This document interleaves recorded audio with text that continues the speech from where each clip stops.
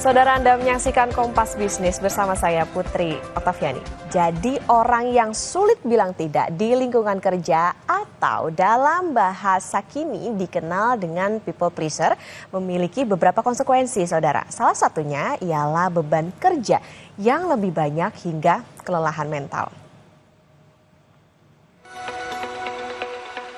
Sosok people pleasure atau lebih dikenal dengan seseorang yang selalu rela berkorban dan berusaha membuat orang lain senang menjadi fenomena sosial.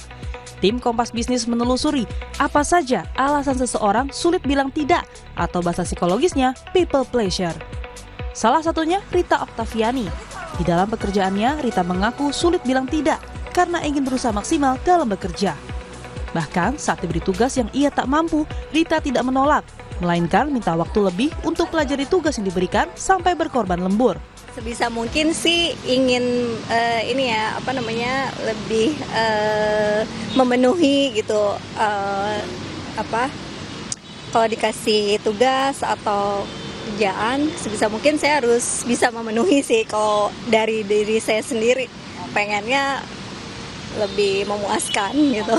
Kayaknya kalau iya sih ke atasan, tapi ke teman-teman juga yang selevel juga tetap iya. Kalau enggak tuh biasanya kalau kerjanya agak susah, terus butuh belajar dulu, itu biasanya baru saya jawabnya masih nggak selalu enggak sih. Tapi saya dipelajarin dulu gitu. Hal serupa juga diamini Joseph. Karyawan perusahaan swasta ini pun menyadari selalu ada konsekuensi saat sulit berkata tidak di lingkungan kantor, yakni load kerja yang lebih banyak.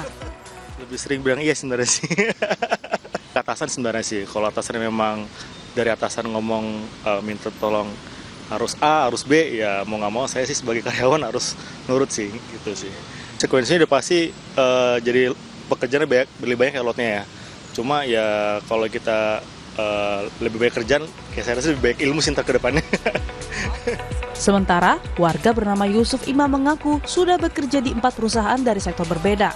Menurutnya, jadi people pleasure sudah membudaya, sehingga kata iya pasti diucap terutama saat atasan yang beri perintah.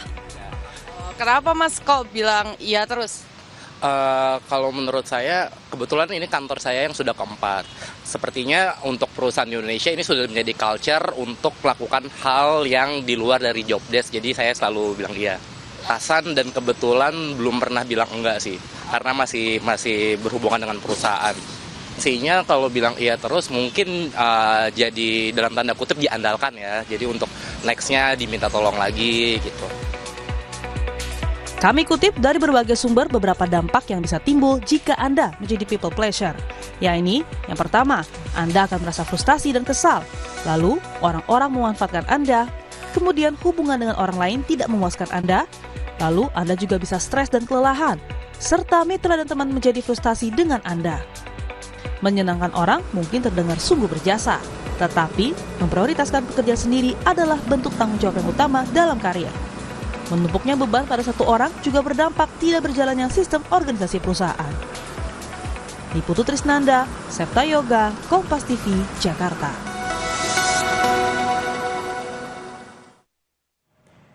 Menyenangkan orang lain tidak terdengar buruk, tapi menyenangkan orang lain dengan cara yang salah dapat berdampak buruk pada diri sendiri. Salah satunya ialah susah bilang tidak dalam dunia pekerjaan atau kerap disebut people pleaser. Ternyata bisa memberikan dampak yang cukup serius bagi Anda. Lalu bagaimana mengatasinya dan harus bagaimana supaya kita bisa lantang berucap tidak? Kita bahas di Kompas Bisnis, saudara. Melalui sambungan daring sudah ada psikolog bisnis Irfan Agia. Selamat pagi Mas Agia. Selamat pagi Putri. Oke Mas Agia, kita ke definisi dulu deh dari people pleaser itu dalam pekerjaan apa sih sebetulnya? Ya, jadi people pleaser itu sebetulnya adalah seseorang yang punya kecenderungan kuat untuk selalu menyenangkan orang lain.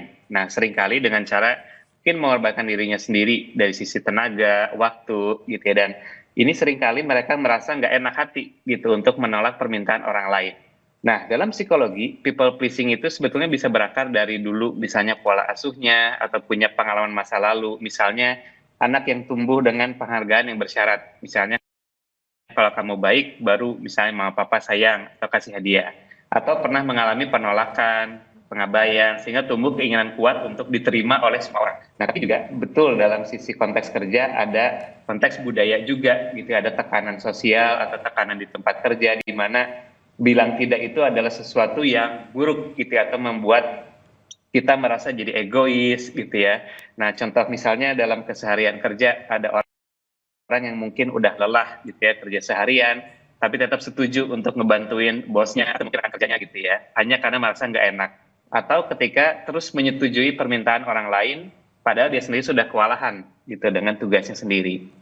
Oke, jadi ada perasaan tidak enak, ini juga bisa berpengaruh tadi ya, misalnya dari pola asuh ataupun juga rasa apa ya, sifat tidak mau bilang tidak gitu bisa dikatakan gitu. Nah tadi Betul. Mas Agya, apa sih sebetulnya ciri lain people pleaser? Selain tadi sulit bilang tidak, misalnya apakah banyak minta maaf, cenderung menghindari konflik, atau ada ciri-ciri yang lain?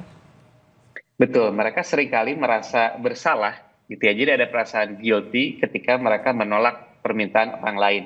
Gitu, di mana mereka merasa bahwa penolakan itu, mereka mendefinisikan penolakan sebagai sesuatu yang buruk gitu ya. Dan ini juga sangat bergantung dengan budaya kita, terutama misalnya di Indonesia gitu, di mana membantu orang lain itu adalah sudah berakar gitu ya, dan itu ada sesuatu yang baik. Namun kita sendiri sering lupa untuk mendefinisikan kembali sebagai orang yang baik gitu ya, bahwa orang yang baik itu seseorang yang selalu membantu orang lain, selalu siap sedia gitu ya saat dibutuhkan gitu. Tapi sebetulnya kita perlu melihat bahwa sebelum kita menolong orang lain, kita pun juga perlu menolong diri kita sendiri. Jadi kita sendiri perlu aware gitu ya dengan apa yang bisa kita berikan pada orang lain, tanpa harus berpikir bahwa saat kita menolak, kita adalah seseorang yang egois atau jahat seperti itu. Oke, nah jadi apakah people pleaser ini lebih karena kultur atau sebenarnya yang nggak percaya diri aja gitu? Apalagi kalau misalnya tadi bilang enggak ke orang yang misalnya minta tolong. Betul, jadi sebetulnya ada beberapa akumulasi ya, sebetulnya akumulasi dari sumber-sumber orang kenapa menjadi seorang people pleaser. Pertama dari kemarin gitu ya, pola asuhnya dulu gitu ya, kemudian mungkin punya pengalaman masa lalu terkait konteks sosial, jadi ada teori juga attachment, misalnya dia butuh external validation atau validasi eksternal, di mana kalau mereka mendapatkan misalnya terima kasih dari orang lain, kita kemudian dipuji, itu memvalidasi gitu ya, self worth dia istilahnya. Atau juga yang ketiga dari budaya kerja, ada juga orang yang menjadi people pleaser karena tekanan juga gitu, tekanan bahwa mereka melihat bahwa ini adalah norma yang biasa terjadi di luar kerja. Jadi ketika kita atau dia menolak gitu ya, menolak suatu pekerjaan atau misalnya suatu bantuan gitu dari orang lain, itu akan membuat dia merasa berbeda dari norma di lingkungan kerja mereka, seperti itu. Oke, Mas, ini bisa menyerangnya atau bisa terjadinya ke orang yang seperti apa sih? Apakah misalnya ada karyawan baru gitu, mereka try to fit in gitu, atau memang ini bisa jadi kebiasaan gitu dari orang-orang tertentu? Ya, jadi terutama untuk karyawan baru gitu, itu juga akan menjadi orang yang cukup rentan ya istilahnya. Kenapa? Karena mereka ini adalah orang-orang yang belum punya konteks norma sosial di tempat kerjanya itu secara utuh. Jadi mereka biasanya melihat dulu gitu ya, melihat oke, biasanya seperti apa sih berperilaku di tempat kerja ini, biasanya seperti apa. Nah, ketika dia juga melihat orang-orang juga terbiasa walaupun dia lembur gitu ya, atau mungkin masih ada pekerjaan, dia tetap harus available gitu ya ketika bosnya atau rekan kerjanya butuh. Atau juga orang yang memang punya keinginan untuk diakui gitu ya oleh orang lain. Jadi mereka dengan sengaja juga bisa gitu ya, ada yang bisa saya bantu tidak gitu ya, atau mungkin mereka sendiri yang menawarkan bantuan tersebut padahal tidak minta gitu. Jadi memang ada orang-orang yang secara bawaan gitu ya, atau secara pribadinya ingin diakui oleh orang lain, atau mungkin yang kedua orang yang tidak ingin seperti itu tapi tidak enak gitu, tapi tidak ingin juga dianggap seseorang yang egois gitu. Terutama yang ketiga tadi ada budaya lingkungan kerja juga seperti itu. Nah, ada istilah gini Mas Agya, good people syndrome. Nah, itu tuh ada hubungannya kah atau sama atau gimana sih dengan people pleaser ini? Ya, jadi kalau good people syndrome ini adalah orang yang ingin mungkin secara value-nya itu dianggap seseorang yang baik gitu. Padahal kembali gitu ya, kita juga perlu mendefinisikan ulang good people itu seperti apa gitu. Karena kalau ada konteks budaya Indonesia seperti yang tadi kita sempat bahas gitu. Jadi selalu ada di saat membutuhkan, budaya gotong royong itu adalah sesuatu nilai kolektif yang sangat umum di masyarakat Indonesia terutama. Jadi kita selalu gotong royong baik susah ataupun senang itu bersama gitu. Nah, padahal juga kita perlu punya batasan gitu ya. Ketika senang bersama oke gitu. Tapi ketika susah apakah harus selalu bersama juga? Kita harus kompak ketika orang lain lembur, kesulitan di tempat kerja, apa kita juga harus selalu menolong mereka gitu. Padahal itu bukan satu-satunya jenis bantuan yang bisa kita berikan. Gitu ya. Jenis bantuan yang kita berikan adalah dengan memberikan batasan yang jelas, gitu ya, membuat mereka tidak selalu bergantung pada diri kita gitu ya untuk mendapat pertolongan. Itu pun ya sesuatu yang baik, atau kita pun bisa dianggap good people ketika bisa membuat orang lain jadi lebih mandiri sebetulnya, seperti itu. Oke, guyup boleh tapi harus tahu batasan. Nah Mas Agya, nanti kita lanjutkan kembali di Kompas Bisnis Saudara, dan tetaplah bersama kami.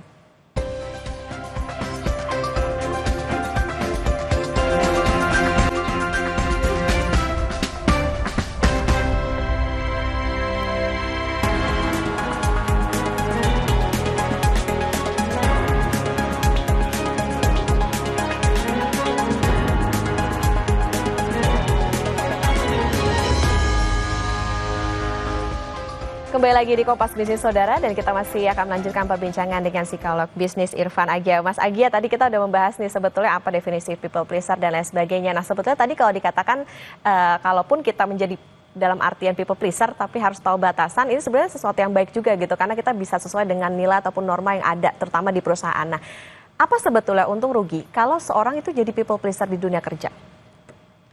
Jadi tentu ada keuntungan ya jadi people pleaser, namun dalam hanya jangka pendek gitu. Contohnya jadi disukai banyak orang karena sering membantu gitu ya. Terus juga dianggap team player solid gitu ya, karena kompak jika dalam kesulitan atau dalam senang, selalu ada saat dibutuhkan.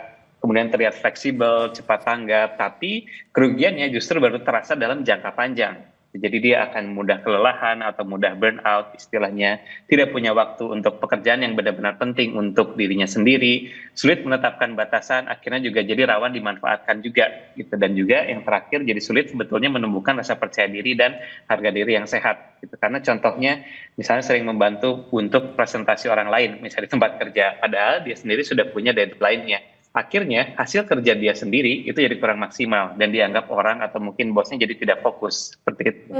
Oke, nah jadi gini nih, sebetulnya kita pun nggak boleh self diagnose ya, tapi bisa nggak ada batasan di mana oh kayaknya nih saya udah jadi people pleaser nih di kantor atau di pertemanan, itu gimana sih orang bisa tahu? Ya, jadi ada indikasinya ya. Sebetulnya indikasinya akan terlihat mungkin tidak dalam jangka pendek, gitu. Karena dalam jangka pendek kita akan mendapatkan reward dalam sosial, gitu. Seperti tadi banyak dipuji, kemudian kita jadi merasa banyak diandalkan, sering dilibatkan dalam proyek-proyek yang mungkin sebetulnya itu bukan tugas atau kewenangan dia, gitu. Jadi dalam jangka pendek itu tidak akan terlihat. Namun jangka panjang akan terlihat ketika misalnya saat melihat schedule atau jadwal kita, gitu ya. Ternyata kita banyak hadir gitu ya, atau waktu diberikan tenaga gitu untuk mungkin justru kebutuhan-kebutuhan orang lain. Kita akan merasa jarang punya waktu untuk diri kita sendiri gitu. Jadi mungkin ketika kita weekend misal Sabtu atau Minggu kita masih berkutat dengan pekerjaan-pekerjaan atau mungkin kegiatan-kegiatan yang sebetulnya kita hadir hanya untuk menyenangkan orang lain gitu, atau kita hadir sebetulnya kita tidak begitu mau tapi harus hadir, merasa harus hadir. Jadi kita akan merasa bahwa kesulitan untuk punya waktu untuk diri sendiri. Nah itu mungkin salah satu indikasi yang paling terlihat. Yang kedua ya kita jadi merasa tidak enak gitu untuk setiap ada ajakan baru, kita sulit merasa menolak. Gitu. Nah itu adalah tanda-tanda yang mungkin udah utama gitu ya untuk merasa bahwa oke, mungkin saya sudah terlalu menjadi people pleaser seperti itu. Oke, ini berarti ada kaitannya dengan psikologis juga ya gitu. Ketika kita kayaknya nih capek banget nih lama-lama jadi people pleaser nih. Oke, berarti tadi menarik nih soal ya hati-hati nih karena pujian itu bisa jadi racun ternyata untuk kita sendiri. Nah kalau dilihat kan tadi artinya lebih banyak ya sebetulnya bahwa kerugiannya. Gimana cara ngatasinnya supaya jangan sampai kita menjadi people pleaser atau ya preventif lah gitu, jangan sampai kita tenggelam terlalu jauh jadi people pleaser? Ya, jadi kembali ini tuh sangat manusiawi ya. Jadi kita juga jangan terlalu merasa tidak enak hati gitu untuk menjadi people pleaser karena ini banyak juga dari kita dibesarkan dengan nilai bahwa jadi orang baik itu harus selalu membantu. Jadi tidak heran kalau kita bilang tidak itu terasa egois atau tidak enak hati. Nah, cara mengatasinya sebetulnya pertama mulai dari sadar apakah saya berkata iya atau mengiyakan keinginan orang lain itu ada karena kita memang ingin menolong orang tersebut atau memang karena takut menolak gitu ya. Atau yang kedua, belajar bilang tidak secara bertahap dan juga sopan atau asertif istilahnya. Jadi misalnya asertif ini contohnya kita bisa bilang bahwa saya senang bisa dipercaya untuk membantu kamu misalnya, tapi saat ini saya harus fokus ke prioritas saya dulu. Gitu. Jadi itu adalah suatu hal atau cara yang bisa kita lakukan secara bertahap ya. Kembali tekankan bahwa perubahan ini tidak mudah, gitu ya. Apalagi kalau sudah terbiasa jadi yes person. Tapi ini bisa dilatih, ini sangat bisa dilatih dan perubahan kecil ini sangat berarti bahwa kita tidak harus selalu menolak di awal gitu ya. Kita bisa mengapresiasi orang yang datang ke kita gitu ya. Terima kasih sudah mengajak saya gitu ya. Saya mengapresiasinya, tapi saya juga harus fokus ke prioritas saya dulu, misalnya seperti itu. Oke, lagi-lagi ya harus tahu batasan nih gitu, di mana kita harus mementingkan diri sendiri dulu. Nah, itu tadi Mas Agia ke bawah kan kita kan kadang-kadang kalau misalnya udah jadi people pleaser sulit nih buat bilang enggak ke orang lain. Nah, ini ada hubungannya nggak dengan persepsi orang lain terhadap diri sendiri dan ini apakah bisa menjadi penting ketika kita berkarir? Betul, jadi people pleaser ini adalah mungkin tadi gitu ya, kebanyakan bisa disematkan juga dari persepsi orang lain gitu ya. Jadi bahwa oke, misalnya saya setiap kali minta tolong pada orang ini selalu mendapat respon yang positif. Gitu. Jadi persepsi orang terhadap kita itu baik gitu ya, bagus. Tapi kembali lagi karena kita bisa seringkali mengiyakan, orang akan istilahnya take it for granted.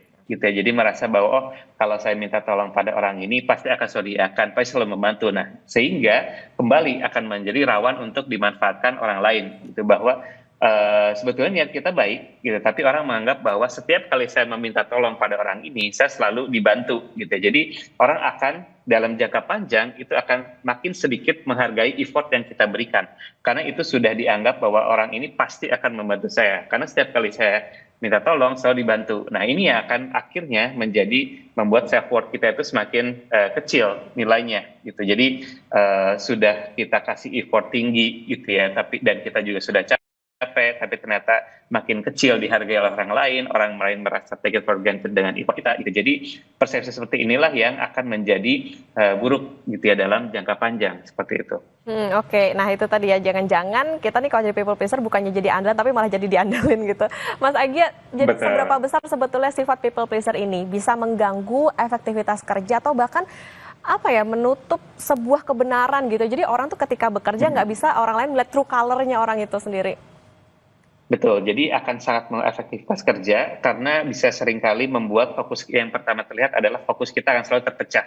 Karena kita kalau bilang ya, padahal kapasitas kita itu sudah terbatas. Kedua juga, kita akan semakin sulit menentukan prioritas kerja. Kembali, kita juga semua punya waktu yang sama 24 jam dalam sehari, tapi effort, tenaga, dan juga fokus itu kan akan berbeda. Nah, semakin kita mengiyakan kebutuhan orang lain, itu akan menambah kapasitas yang kita punya. Jadi akan menentukan prioritas itu akan semakin sulit. Dan akhirnya waktu kita akan habis untuk membantu hal-hal yang sebetulnya itu bukan tanggung jawab utama kita. Gitu. Jadi contohnya seseorang akan menjadi istilahnya go-to person. Gitu, atau orang yang selalu dicari untuk membantu banyak kebutuhan tim. Tapi laporan utamanya sendiri, misalnya pekerjaannya dia, report atau laporan yang harus dia kerjakan, itu jadi selalu terlambat. Gitu. Jadi mungkin orang akan menganggap dia helpful, tapi dia juga dianggap kurang reliable dalam tugas pokoknya sendiri. Oke, nah itu tadi ternyata pada kenyataannya menjadi people pleaser, menyenangkan orang lain, lebih banyak mudorotnya, lebih banyak kerugiannya daripada keuntungannya. Ini tadi harus bisa mementingkan diri sendiri karena tadi ini berhubungan dengan bagaimana kesehatan mental kita dan ya egois untuk diri sendiri rasanya ini jadi in a good way lah ya untuk diri kita. Betul. Terima kasih psikolog bisnis Mas Ivan Agia sudah bersama di Kompas Bisnis. Sehat selalu Mas Agia. Terima kasih Putri, sehat selalu. Saudara, sidang lanjutan pemeriksaan saksi kasus suap dan perintangan penyidikan terdakwa Hasto Kristianto kembali digelar di Pengadilan Tipikor, Jakarta Pusat. Kami hadirkan informasinya usai jeda.